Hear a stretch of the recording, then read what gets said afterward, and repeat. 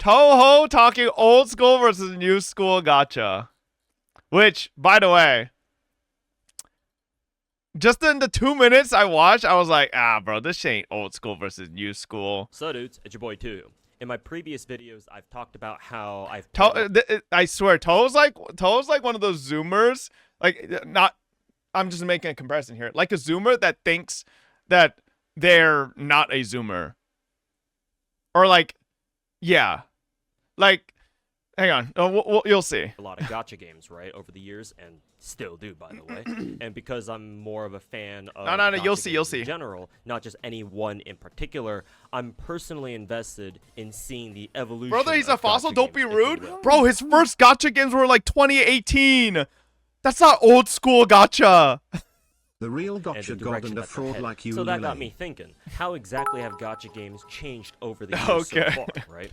Many of you guys may not know what gacha games were like before Genshin Impact, so what are the key differences between old school and new school gachas? Not to mention I was a history major back in college, between old school... Okay, but like, see? Are these old school gacha? God. I mean, yes, but not really. Like, sort of.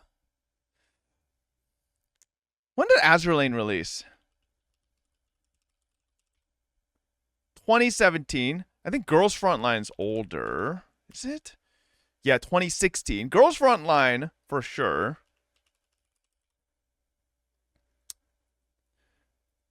Maybe I'm just a boomer, chat. Maybe I'm just a boomer.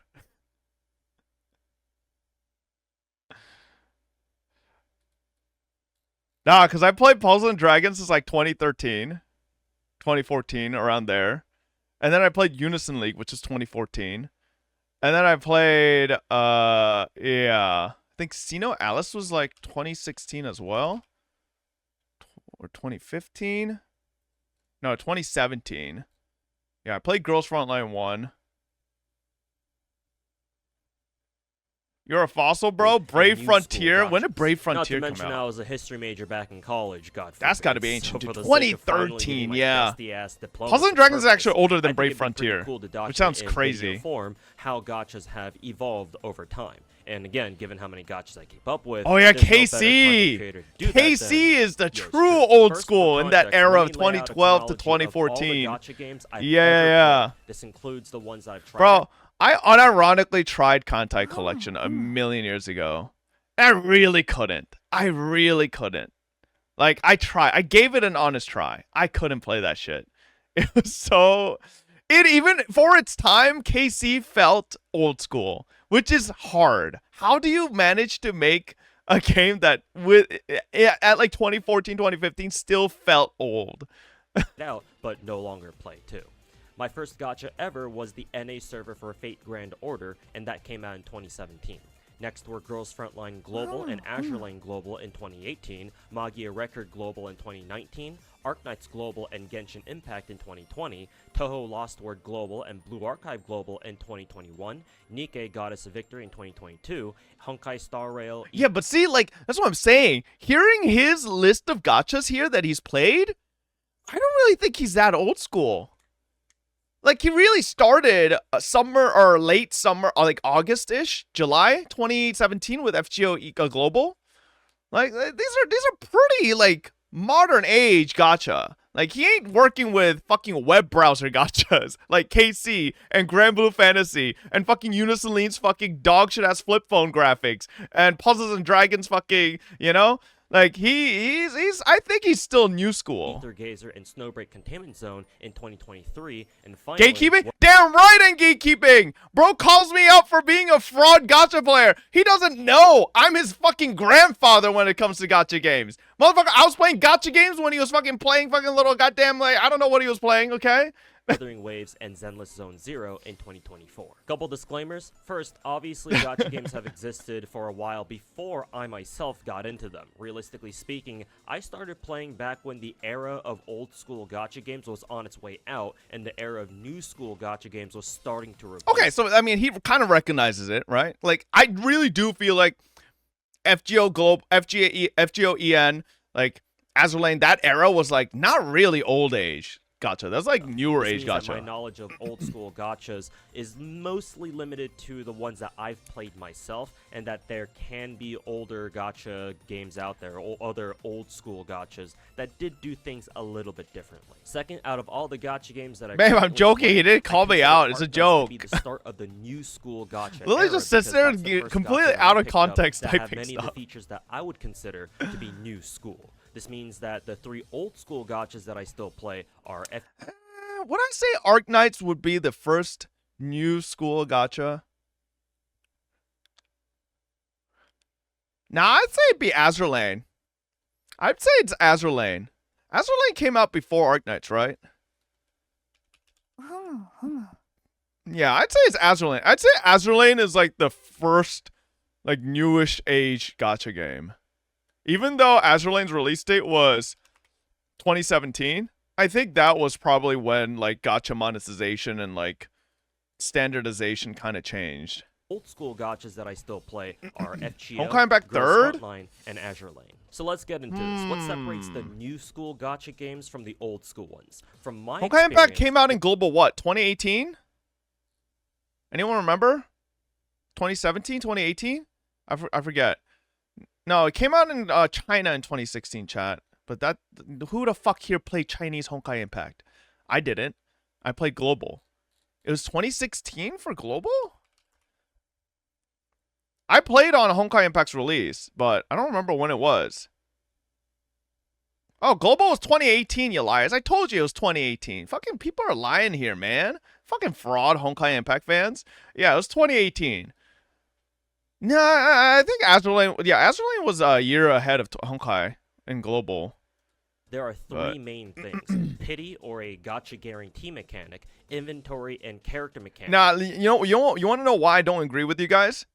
I don't agree with you guys because I think Honkai Impact's monetization is not new age. That shit is fucking old age, expensive as shit. Like, And everyone's favorite, grinding. First up, pity, the mechanic that gives you whatever the top rarity character is after you've rolled like a certain amount of times on a banner without getting a 5-star or whatever, right?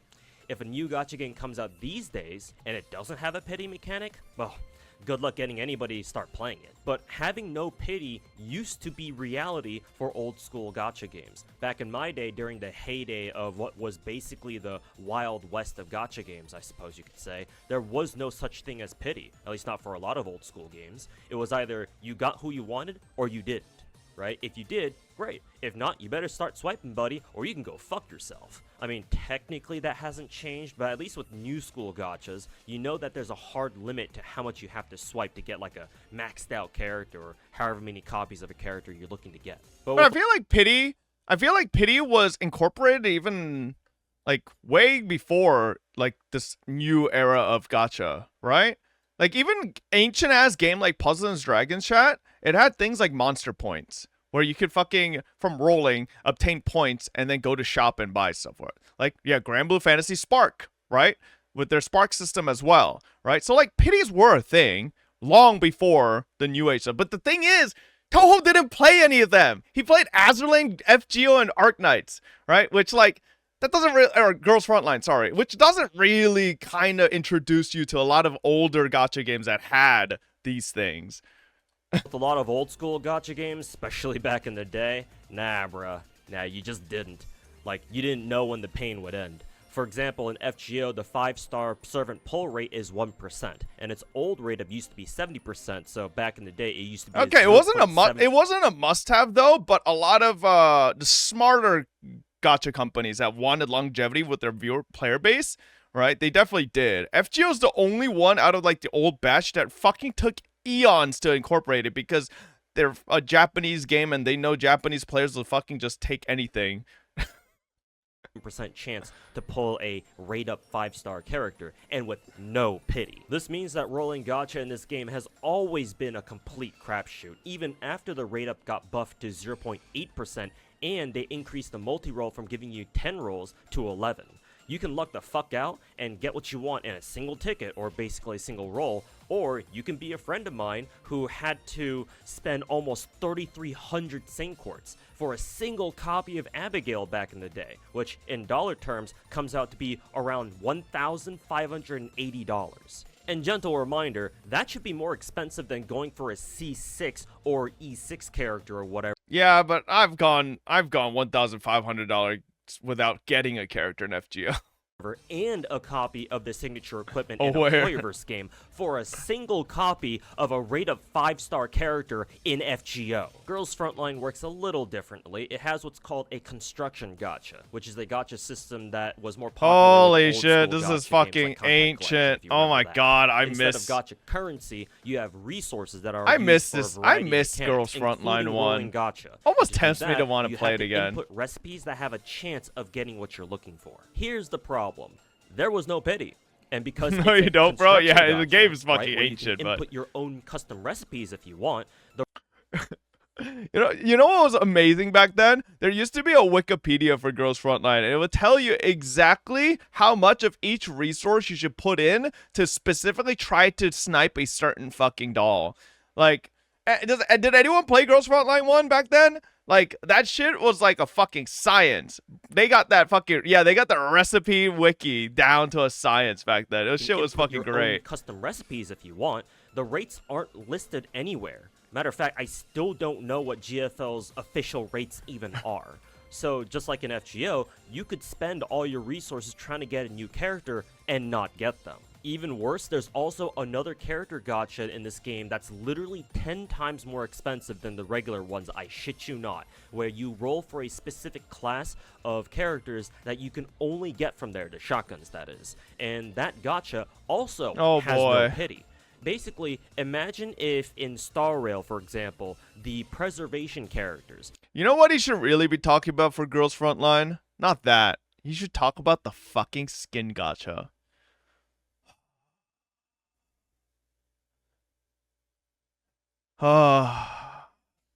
So, Girls Frontline HK416 dress skin.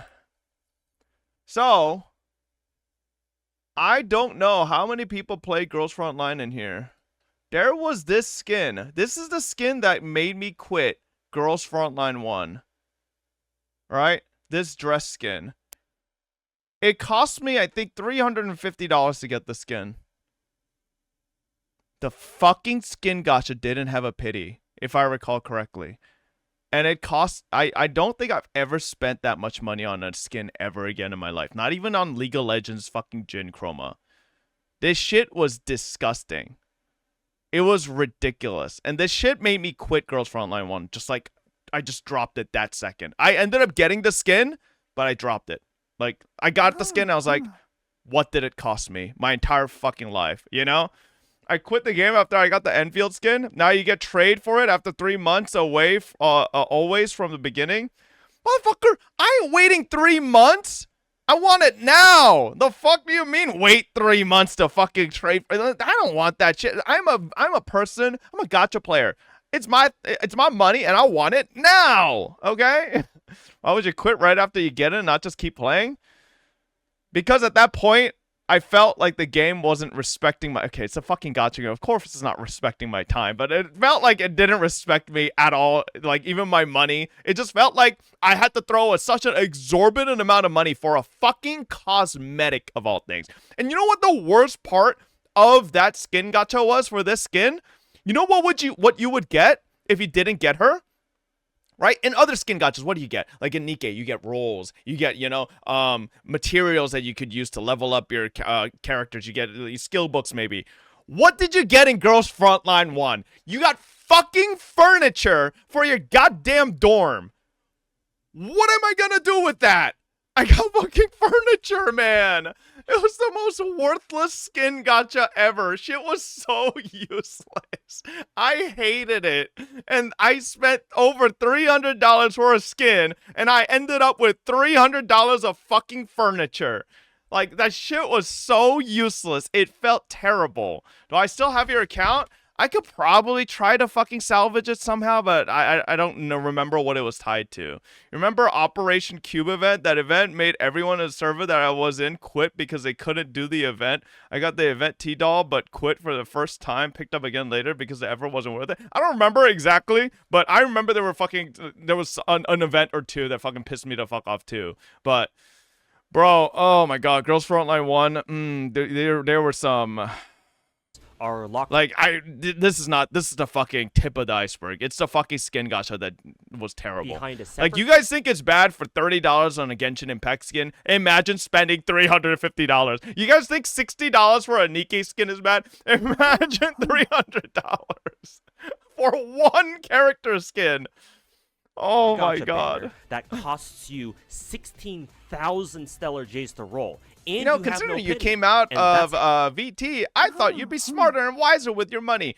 I went to engineering school, not fucking business school. You think I get taught my fucking finances? Heavy construction gacha in GFL. Granted, that's not technically a fair comparison because obtaining resources in GFL is far easier than getting Stellar Jades in Star Rail, but let me tell you, man, having played this game for far longer than I should have, I sincerely hope that none of you guys ever have to experience the void that is this specific gacha called Heavy Construction. Azure Lane surprisingly has a really generous gacha, not just for old school games, but just gacha games in general. 7% for SSRs, actually. No, you want to know why I hated Azure Lane's gacha? So, let me explain to you why I quit Azure Lane. I quit Azure Lane because of all the gachas out there, chat, Azure Lane is incredibly generous. It is one of the most generous gachas out there. If you play constantly. If you are someone like me who takes breaks here and there and want to come back and buy some packs to roll the newest character, Azure Lane is one of the worst dollar for dollar, like, buying rolls gacha out there. Probably right next to Grand Blue Fantasy. It is literally, you can spend $100 and do like maybe 310 rolls. It is worthless. You get nothing. It is terrible. Buying cubes in Azure Lane is literally a scam, right? So, like, if you really wanted to stick with Azure Lane, like, you had to stick with it to make sure you had a constant flow of cubes, right? When I played it actively, I did have a good flow of cubes, but then, like, I would get busy. I would put other gachas above it, right? Because, maybe I got a little more obsessed at FGO recently, or I got more into Arknights, etc., right, whatever, right? And then suddenly Arknights would announce this huge epic collab, right? Like back when I played, I think Neptunia had a collab that made me come back. I was like, oh shit, I want to check out this Neptunia collab. What do you know? I had no fucking cubes, and I fucking swiped like $300-400 to buy cubes, and I got like nothing. It was fucking terrible. But however, the actual rate-up rate is only 2%, meaning that most of your SSR rolls from any particular limited time banner will usually be not who you're looking for, unfortunately, which means that sometimes it can take a frustratingly long time to get who you actually want, even with a 7% SSR rate. Oh, and as usual... To be fair, though, I also played Azure Lane JP. That was the other fucking issue. I really don't know why I started with JP, but, like, Global wasn't out at the time when I started Azure Lane, so, like... and then by the time Global came out, like, I didn't want to give up everything and go play Global, so. There's no pity, so it's just you, your resources, and your luck to determine whether or not you get the characters you actually want. The first gacha that I play that included pity as part of its gacha from launch is Arknights. Its 6-star operator rate is 2%, with the usual rate up being half that at 1%, but the way its pity works is that every roll you do that doesn't get you a 6-star increases your 6-star chance little by little until you're guaranteed a 6-star roll, though unfortunately it doesn't guarantee you the rate up. And every gacha game that I picked up afterwards features a pity mechanic of some kind. Genshin and the other Hoyoverse games have their soft and hard pities. Why doesn't he mention Arknights' actual pity system? Because Arknights has a spark system as well. This isn't the main pity system. The actual pity system in Arknights is they have a ticket spark system. It does, yeah. They have that. That was added way later, Fob. Yeah, but if he's talking about Arknights, shouldn't he talk about it? Our roll, though unfortunately it doesn't guarantee you the rate up. And Yeah, every obviously it gacha wasn't on game that I release, picked but up it's in it now. afterwards features a pity mechanic of some kind. Genshin and the other Hoyoverse games have their soft and hard pities, right? Alternating guaranteed rate ups, where if you get spooked on character banner, your next 5 stars guaranteed, and this applies to Star Rails and Z3's weapon banners as well. And pity build up, where the game remembers, right, how many rolls you've done towards your next 5 star and lets it roll over to the next banner when they change. Ether Gazer, Snowbreak, and Wuwa all follow this Hoyoverse style gacha model as well. Blue Archive. Evil! Remove 50/50s. Nobody fucking wants that shit. I swear to God, when I played my fucking Hypno sleep deck in Pokemon Pocket TCG, I won fucking 7 coin flips in a row to perma-sleep the enemy a Pokemon, right? I had never won that many 50/50s in a row in my fucking life, alright? But then in Genshin and HSR, ZZ, I can't win a fucking 50/50 to save my life. Whoa, I literally just lost every single 50/50 for Camellia except for one at the end. Like, what the fuck is that nonsense? Archive and Nikke have the Spark style pity system, where every roll that you do also gets you a ticket or a token of some kind that you can then spend on obtaining the rate up character directly if you accumulate enough of those tickets or tokens or whatever. Nikke has the superior version, as it lets you keep those tickets when banners change, meaning that you can instantly pity a new rate up SSR character the moment they come out if you already have enough. And this counts for collab characters too, by the way, which is insane that they let you do that, whereas in Blue Archive, you have to use your points before the current banner expires, or else you effectively waste them. Toki As Bunny! time went by, pity mechanics have also evolved for a lot of gacha games. Early on, for example, Arknights added its own spark mechanic for there you go, limited he's talking character about it now. banners, where every roll gives you, again, that special token that you can exchange directly for rate-up characters, or even previous limited characters if you accumulate enough of them. And they've even added special banners that, for example, guarantee you a 6-star operator that you don't have when you roll them, among others. Even MiHoYo slowly updated their own pity systems by first giving their Genshin weapon banner an actual pity, even if it still sucks, and they improved the weapon banners in their subsequent games by putting only one weapon on rate up. Would you thank prefer God, if Genshin pity was no 50/50 but 160 to 180 rolls for hard pity? No, you know what I would prefer them do? I would prefer them to just fucking incorporate what Wuwa has. Listen, I ain't trying to glaze Wuwa, but Wuwa letting you buy at least 2 copies of a fucking character on rate up every time is such a fucking godsend, right? Especially beyond that, because that currency, that coral, is across banners. You can keep rolling, build up coral, and a character you like comes out. You got enough coral, just buy it. You don't even have to roll. That shit is so fucking nice. And like, you know, sure, will MiHoYo lose money if they do that? 100%, but like, it is such a nicer system. This is why I don't mind wailing on Wuwa. Because, bro, I wish a fucking C6, E6, M6 character in a Hoyo game cost me only $600. Bro, for $700, I see S6R1 Camellia. That is... If I try to C6R1 a Genshin character, that shit's like $1,500, $1,600 minimum, right? If with average luck. If we're talking really bad luck, we're talking $2,000. Like, that's disgusting. Giving you 75-25 odds of getting it. Is that a Wuthering whale take? Waves- Sure, it's a whale take, but still. Didn't you lose 50/50? Exactly. Chat. Look. I lost every single 50/50 except for the end, and the S6 cost me $600. I did an extra 100 for the R1, right? Like, that's crazy. Can you imagine I lost every 50/50 on a Hoyo game and try to C6? we talking 2K. We're talking almost 3x the price. takes us a big step further. Bernice was like 800. Yeah, 800 for what? M2? And then I swiped a little extra to slowly get her to M4. Like, that shit was terrible. You guys remember my fucking Ron May E2 S1 for how much? 600? Like, it's fucking ridiculous. The limited weapon banner, a 100% rate up guarantee. Hell, they even separated their perma characters from the perma weapons. Bob, right? this guy And has making two waifu separate banners. Where's for your them. Kaching? And for the perma weapon Kaching banner, is over they let you there, set which next to the weapon you want to Ganju. roll for with its own 100% rate up guarantee. meaning that both weapon banners in WoWa are much more worth it for players to roll on compared to the miHoYo. Yeah, my Ether Gazer takes my most recent viewer polls. Where is this? 25% win rate, baby.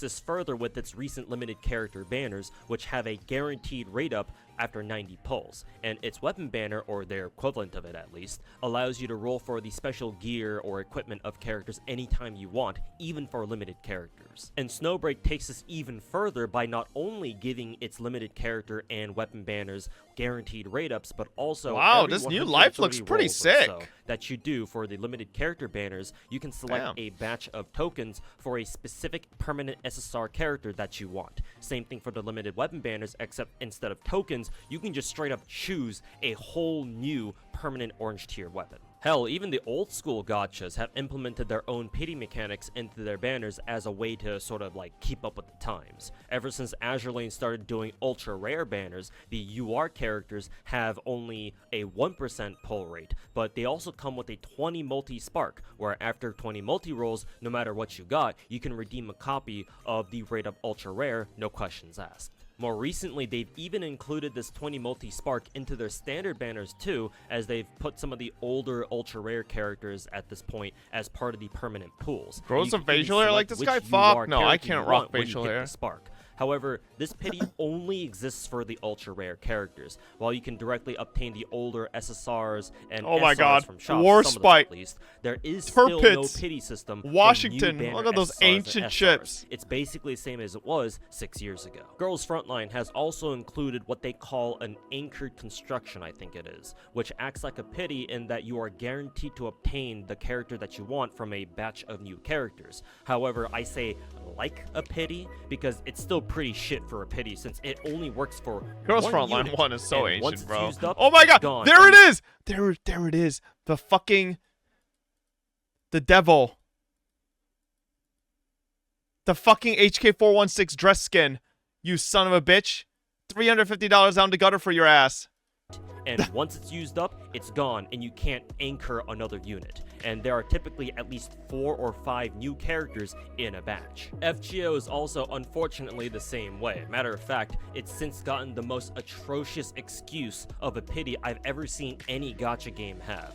How it works is this: you are guaranteed a copy of the rate up 5-star servant of any particular banner after 30 Chad, did I end up hitting multi-rolls. pity And mind on you, the FGO standard when I was among going the for gacha games Space that I to play Reshigagal? where, you know, they have the style of pity is usually Yeah, I one, think I hit it once, right? Which is the case for Azure Yeah, I hit Lane, pity once. Nikkei, and Blue Archive. But then, like, all the Only others were Archives fine. also has a Wait, did I hit it 30 twice? multi-spark pity. No, I only used hit to it be once. until very recently that FGO's pity only worked once, as in you were only guaranteed one copy Yeah. of the rate up 5-star on banner. And even worse, if you got that copy early before you did your full 30 multi-rolls, then the game counts that early copy as your pity, and now it's gone. And if you want more copies after that, you're on your own. As of JPFGO's 9th anniversary, they've updated it so that apparently pity is now repeatable. Thank God, it's not just for your first copy anymore.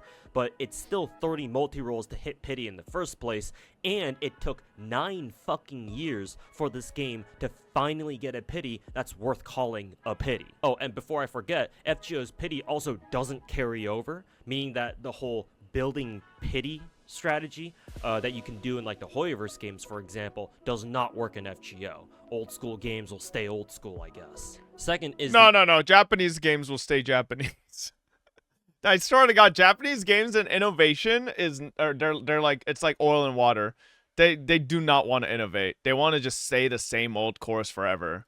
inventory and character mechanics, specifically how gacha games handle your character inventories and certain character That's mechanics. not being like racist. That's deploying just like deep literally units just how and they their operate. rarities. In old school gacha games, it was common to have finite inventories that hold your units, and if you have too many units, you'd be capped out and wouldn't be able to play the game until you cleared out your inventory. Bro, this and was made one some of my space. least favorite FGO, things about GFL Azure Lane. Fucking, I'd construct ships, and then I'd just be like, oh, you don't have enough space to fucking do instant. And then I'd be like, okay, let me go fucking try to find something to fodder. and Azure Lane all have this inventory mechanic. Thankfully, FGO lets you expand your inventory using in-game currency, or in other words for free, though with quite a bit of grind. But GFL and Azure Lane both require you to spend premium currency Yeah, this to do the shit's same. fucking awful. Granted, these games do give you some free gems, so you can spend those on, expand your inventory, I guess. But remember, these are gacha games, and new characters are always coming out all the time, right? So running out of inventory space can be a very real concern that you might be forced to deal with eventually. A silver lining of sorts, if you can even call it that, of having an inventory style like this though, is that you are allowed to have and even oftentimes use dupes of the same character. This doesn't really apply to FGO though, since the game doesn't allow you to bring two of the same unit of your own on the same team, only if one of them is a support, or in other words, if that character belongs to another player, which ironically is how you'll be playing that game most of the time anyway. Where they are relevant though are in GFL and Azure Lane and other gachas like them. In Azure Lane, as long as they're not part of the same fleet, and as long as you're not doing the upside game mode, you can have two separate fully invested dupes, one in each fleet, going around kicking ass. GFL takes us to a ridiculous level, because in this game, you can have up to 10 different squads called echelons. Just like in Azure Lane, the game doesn't let you have dupes of the same unit in the same echelon, but as long as they're in different squads, hey, no problem. And given GFL's extremely meta-driven gameplay, where you either abuse the top tiers or you just fucking die, it's I not say just uncommon drop to Girls see high-ranking Frontline, bro. That's players just have, ancient like, a news. copy of like P22, Move for on. example, in as many squads as they can. You don't really see this in new school gacha games, for better or for worse. All the gachas I play, starting with Arknights onwards, do not have a character inventory. When you roll a new character or obtain one, you just get them and they're added to your account directly, end of story. There's no need to buy like extra inventory space or shit like that, at least. I wonder if there. Toe's gonna For drop Girls weapons and Frontline 1 to miscellaneous pick up Girls materials, Frontline though, 2. That might be a different story depending on the game. But that also means that it's impossible to have two or more separate dupes of the same character, meaning that you can't just throw Bennett onto both sides of Spiral Abyss. Sorry, Really, Genshin Forcer, players, you think I know that, you'd fucking kill to but do it's that. sunk cost And whatever fallacy, extra bro. copies you do get are just Like, automatically legitimately, if converted into, like, Genshin character Impact 2 tokens. came out I tomorrow should and it was also a separate add this game, tidbit, and it was it's way possible better, for you to delete your I own could see myself characters in dropping Genshin older Impact. gacha games, even ones you have to go play completely Genshin Impact maxed 2. out. And there have been incidents Didn't of CN people server EOS though? accidentally No, they're just deleting looking for a new characters publisher that in the they didn't meantime. mean to, just because they weren't paying attention. So at least in newer games, you don't have to worry about doing this, because you can't really like delete any character that you've obtained at all. Like you can only get rid of like equipment and. Bro, like, how funny materials would and it be if you could and delete almost characters forgot in about Genshin character Impact rarities. accounts? Old school gacha games typically have lots of different rarities. FGO rarity, for example, goes from 1 star That would all the way be- up to 5 that star. would be- There's even a joke. there would be character some in the game hilarious who's officially listed shenanigans. as a 0 star, but Delete functionally Aloy. acts like a 2 star. Girls Deloitte, Frontline is delete similar, Chi-Chi. with its lowest rarity being 2 star and goes up to 5 star naturally, though some 5-star units can hit 6 star. Yeah, realistically, the only thing you can really do to grief people in Genshin is like deleting artifacts and weapons. Rare, then super rare or SR, then super special rare or super Fubuki! rare, whatever. Basically SSR. Oh my god, I remember And the then Hololive finally, collab. Ultra rare or decisive if they're from PR. New school gacha games typically only have like a couple of rarities comparatively. All the Hoyoverse games and others that take They make directly from Genshin, and they Hoyoverse, definitely like will, Ether since Gazer, Tape Out is the first Snowbreak, chapter, it and will be Lua part of the only same have game, 2 such rarities as for Honkai Impact Part characters 3. at least, Or Part 4 2? star Yeah, and yeah, 5 I star. think so too. Some newer gachas have 3. Blue Archive has 1, 2, and 3 stars, and Nikkei has rares, SRs, and SSRs, though, to be fair, the rares are kind of an afterthought and are basically never used. The reason why newer gacha games have less rarities is actually pretty simple. In older games, Chad, I'm not the playing lower Blue Archive. rarities were typically used as like some kind of enhancement fodder. I can't go or back. a resource of some kind, since they're easy I to freed obtain, myself. usually by grinding. In FGO, for example, lower rarity units can be used as XP in case you don't want to use your more valuable, higher rarity XP cards. In GFL, the 2 stars are used to enhance other characters' stats, and the higher rarities can be dismantled for cores on other units too. And in Azure Lane, the commons are used again as enhancement fodder, and the higher rarities are retired for medals to exchange for other units or items in the shop. Oh, what the fuck? But in I newer never knew games, that was a there's no mechanic. Is longer that an newer? easy way With to the medals? obtain characters. Typically, the only way you're able to get more characters is by rolling the gacha. So with less characters overall, the less No? of a need Damn, I've never gacha seen that games have before. these days of separating their rosters into like multiple rarities. There is one exception among the gachas I play, and that would be Arknights. It's which makes new sense compared to the because I time you see it played. as Yeah, sort Chad, of I played a like bridge between old 2017, school and new 2018. school. Even though it has a lot of new So- school gacha features, It's one of the probably few new. old school traits that it does have is that it has 6 different rarities of units, going from the 1-star robots all the way up to the limited 6 stars. But rather than be used as enhancement fodder like in other old school gachas, the lower rarities are designed to be easy to use and level up so that new players can get as far as they can into story or event Insert content quickly Kyosten- until they can grind Kyosten's enough to low level up cost- stronger, higher low rarity cost units clear who can handle guides. the harder content. And lastly, the grinding. Oh dear god, the grind, dude.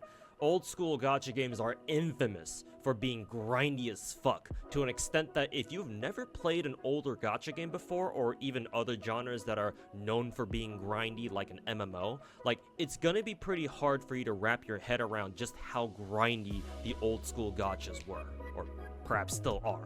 In Azure Lane at launch, for example, you couldn't feed units with XP items to give them XP directly like you can now, or just in most gacha games in general. You had to manually grind XP for them the good old-fashioned RPG way of toss them out into battle.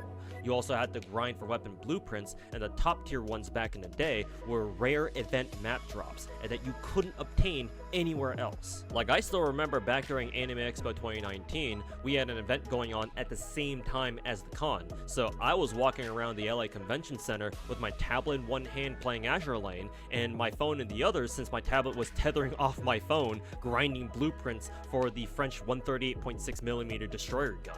Hell, the priority units that I mentioned earlier That's a fucking are classic, bro. characters that you can only obtain Walking by around grinding, with your so no phone getting autoing lucky the on gacha gacha game? or anything like that. Since the idea Honestly, is that I you feel can like, obtain some of I the best mean- characters in the game if you put in the work for them. And back in the I day, totally don't PR do that with grinding Grand was Saga right now. absolutely atrocious I because how literally walk restrictive around the with it grind autoing used in to my be. pocket. Jesus, where do I start in GFL, bro? The problem here is that this game has so much shit that you have to grind. You have characters who need to be obtained from gacha or from events, leveled up, limit broken, and enhanced. Oh, and by the way, some characters also have Mod 3 upgrades that are meta as fuck, so you better upgrade what their the asses. hell? They also need gear that also need to be obtained either from gacha or from events, enhanced and calibrated. You've got the damn fairies that you have to obtain from construction gacha first, then level up and enhance. You have the coalition girls that you not only have to roll from their own separate gacha banners for, but you also have to give them their own coalition minions that also What need to the be leveled up, fuck? limit broken, and enhanced. What is all with their own happening in separate Girls resource pipelines Frontline? that are separate from the ones that you Some use ancient to level up shit. your normal Or units. some You new have ass your shit. HOC artillery squads that, surprise, surprise, need their own resources to be leveled up, limit broken, and enhanced.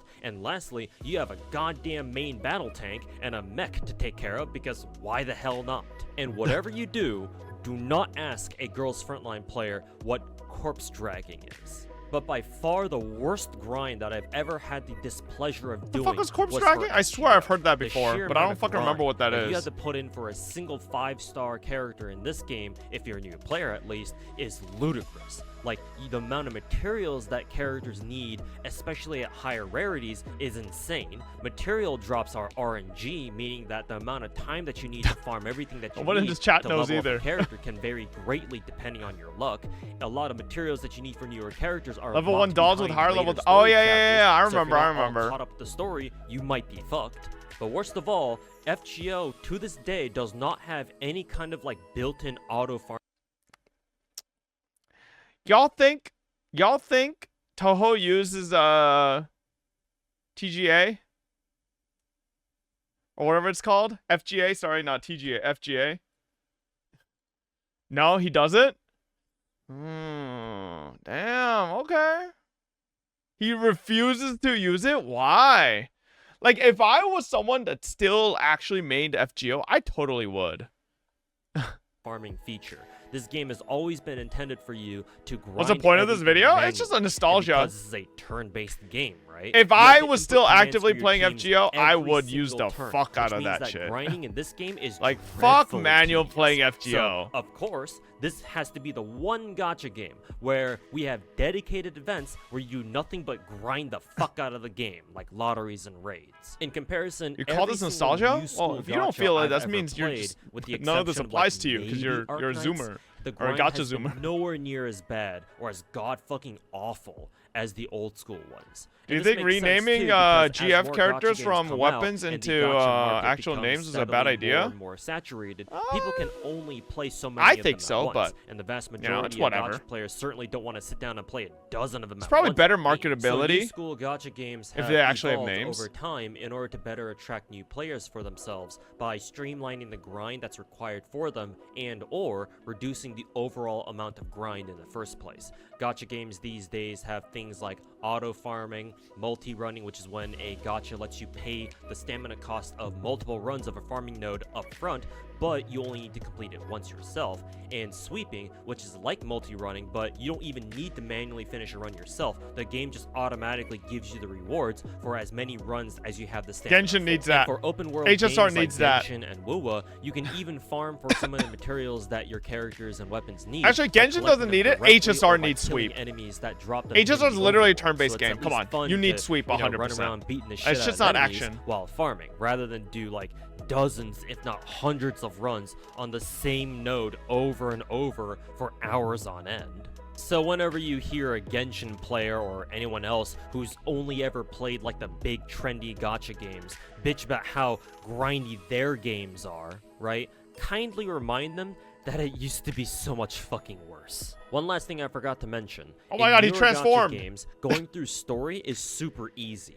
Or in other words, story battles are rarely ever challenging since they're designed for even casual players to be able to get through easily. Hell, on 2 separate occasions, MiHoYo felt the need to make a story fight easier. First, the Tartaglia boss fight in Genshin, and second, the Aventurine boss fight in Star Rail, because casuals thought they were too hard. But for old school gachas, story content is oftentimes legitimately challenging, sometimes even just I feel like he's only talking about FGO. Like, what other story content is actually hard? Like, I don't remember Azur Lane story bosses being that hard. I don't think Girls Frontline story bosses were that hard. Like, Grand Blue Fantasy? Grand Blue Fantasy has some. No, chat, but he's talking about old school gacha games. You guys are mentioning, like, Nikkei. Like, Nikkei's not a old school gacha. Girls Frontline is hard as fuck? Maybe I didn't get far enough in Girls Frontline? Or, well, I was also a whale in Girls Frontline, so maybe there's that.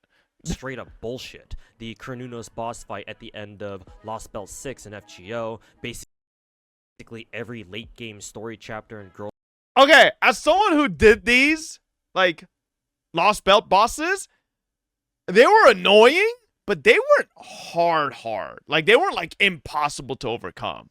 Like, I cleared them, but it was annoying, but Girls Frontline you're a 1, whale? and Worlds Okay. 12 and up in Azur Lane, just to name a few examples. This is because, unlike newer gachas that isolate their endgame content into their own dedicated endgame modes like Spiral Abyss, MOC, Shiyu Defense, or TOA, older gachas don't do this, and so they integrate their endgame content into the story itself, in addition to making them a part of their events. And those are the main things Oh my god, that he transformed separate again! old school gacha games from the new school ones in my experience with them over the years. Hope you enjoyed listening to what was basically a gacha history lesson by a dude who's been playing them for way too long.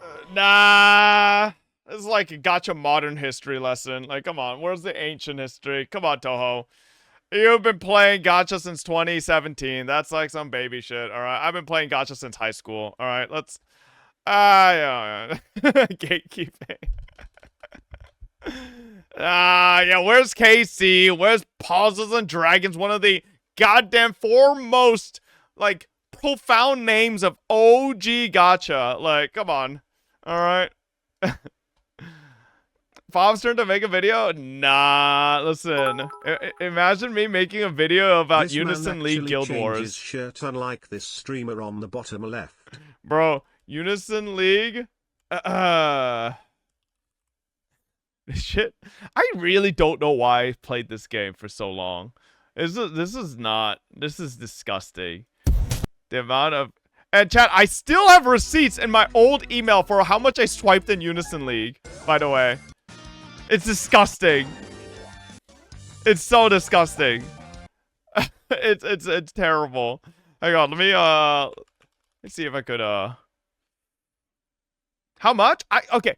Obviously, well, how much I swipe now, it's like not that bad, but back then for me, this was a lot. I think I spent about $800 on Unison League, which, right, in terms of like what I spend now, it's like not that much, but like back then, that was a lot for me.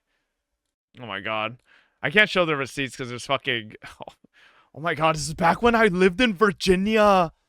Oh my god, this is back when this is like fresh out of college. It's 2015. Okay. Well. Yikes. Bro, the craziest part is it still has the receipt still has the address at that time, so it like shows me my address back when I was sharing a house or apartment with 2 other roommates. Woo! Bro, you got a $400 mic? You don't need to fucking shout when you talk. Your voice is piercing through the walls and going into my videos. Pipe the fuck down. I need to make 5 sponsor videos right now. No! Alright. I'll try to be quieter, okay?